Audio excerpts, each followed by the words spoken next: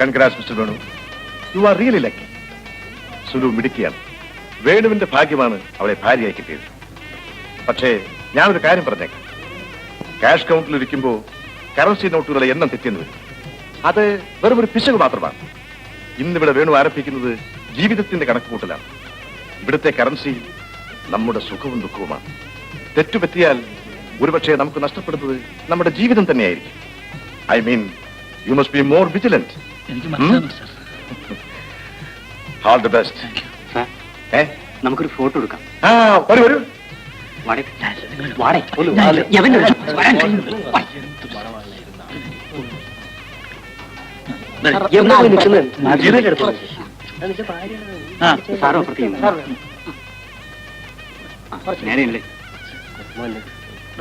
അല്പം മുന്നിൽ അല്പം മുന്നിൽ.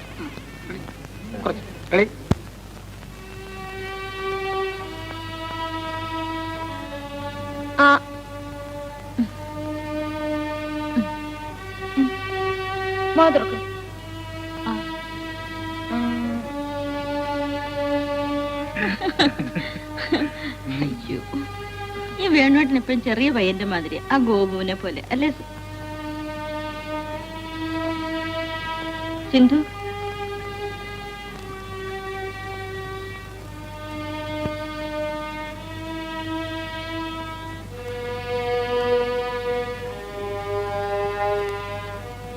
എന്താ സിന്ധു, നീ ഭക്ഷണം കഴിച്ചില്ലല്ലോ? എനിക്ക് മതി. എന്നും ഇതിൽ കൂടുതൽ കഴിക്കാറില്ലേ? ഇന്നെന്ത് പറ്റി? ഓ, ചേച്ചി മറന്നുപോയി. വാ എന്റെ മോള് വാ. സോറി, ഞാൻ വാരിത്തരാം.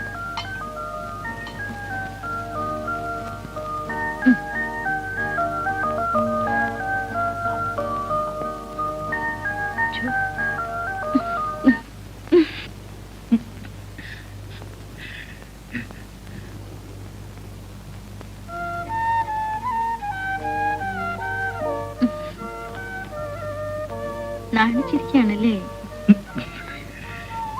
എനിക്ക് ഫസ്റ്റ് ഡേറ്റിനെ കുറിച്ച് ഒരു ഐഡിയയും ഇല്ല. ആപ്പാടെ ഉള്ളത് സിനിമ കണ്ടുള്ള പരിചയമാണ്.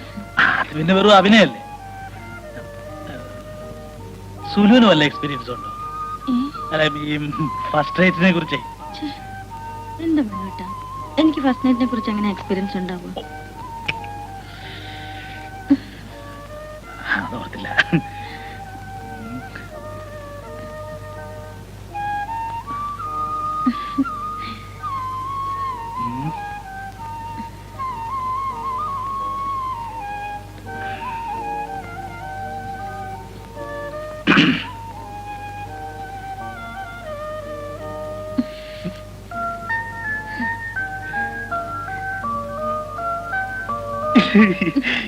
എങ്ങനെ തുടങ്ങണ്ടെന്ന് എനിക്കൊരു നിശ്ചയമില്ല.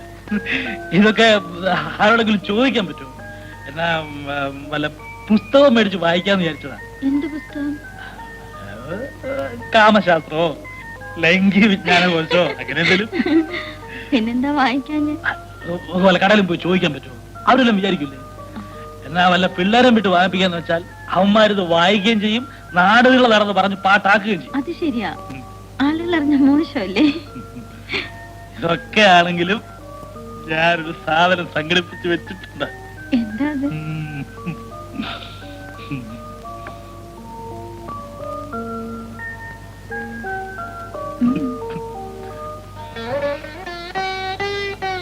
എന്ത് കഷ്ടപ്പെട്ട് സംഘടിപ്പിച്ചാണെന്നറിയോ? കണ്ട പാടെ ഇങ്ങെടുത്തോളം പറഞ്ഞു പൊതിഞ്ഞു കെട്ടി സൂക്ഷിച്ചുകൊണ്ട് വെച്ചിരിക്കുക. നമുക്ക് ആവശ്യമുള്ളതൊക്കെ ഇതിലുണ്ടാവും. പൊതിയെന്ന് വെച്ചാൽ നോക്കട്ടെ. ഇല്ലേ, നോക്കട്ടെ.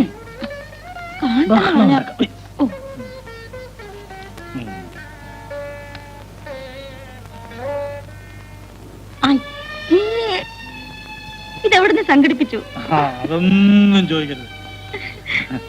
സാധനം എങ്ങനെയുണ്ട്? ഇഷ്ടപ്പെട്ടോ?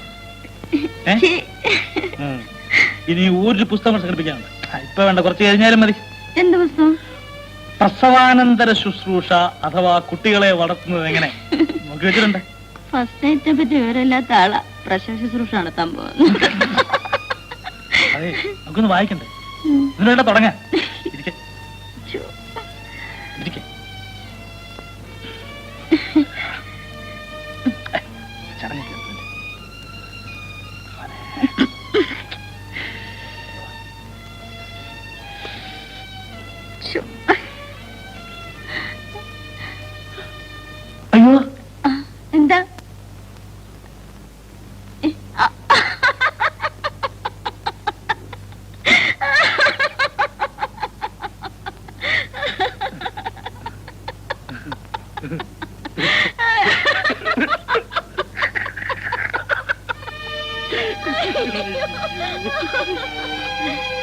ആഹാ. ഉറങ്ങിയില്ലേ? ചേച്ചി വരാതെയോ?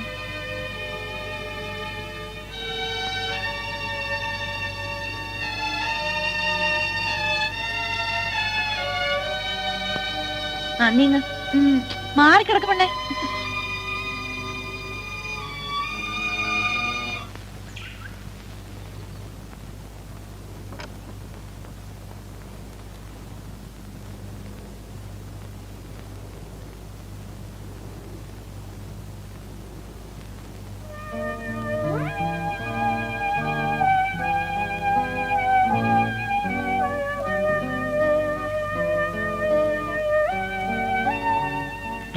എന്താ വേണോട്ടെ? എന്റെ കയ്യപ്പ പൊള്ളിയാനെ. വേണ്ട, ഒന്ന് പോവേണ്ട. വേണ്ടതല്ലേ പറഞ്ഞു. ഒന്ന് പോവേണോട്ടാ. പോയേ, ഒന്ന് വേണ്ടല്ലേ, ഒന്ന് പോ.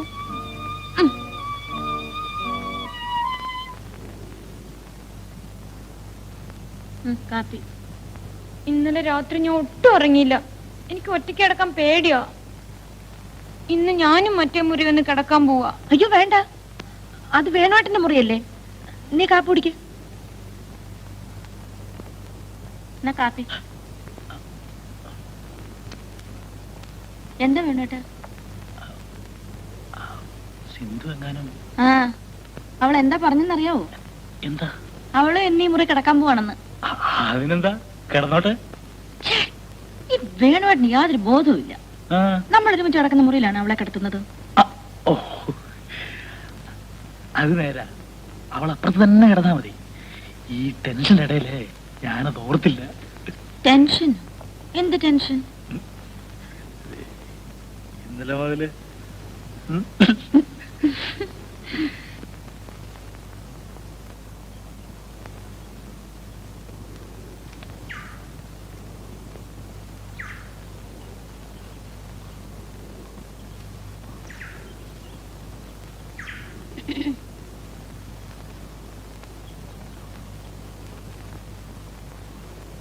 ഇന്നലെ എത്തിയല്ലേ?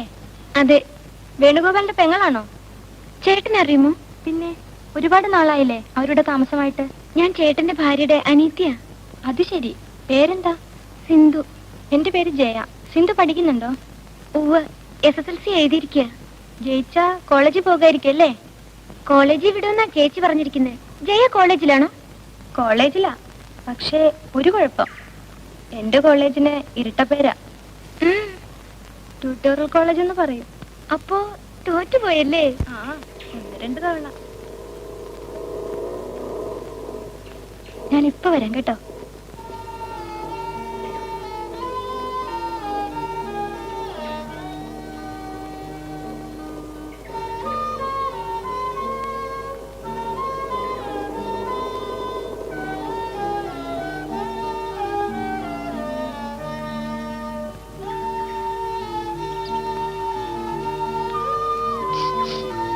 അതാരാ? എന്റെ ട്യൂട്ടോറിയലിലെ ഒരു മാഷ. മാഷ് എന്തിനാ ഇവിടെ വന്നേ?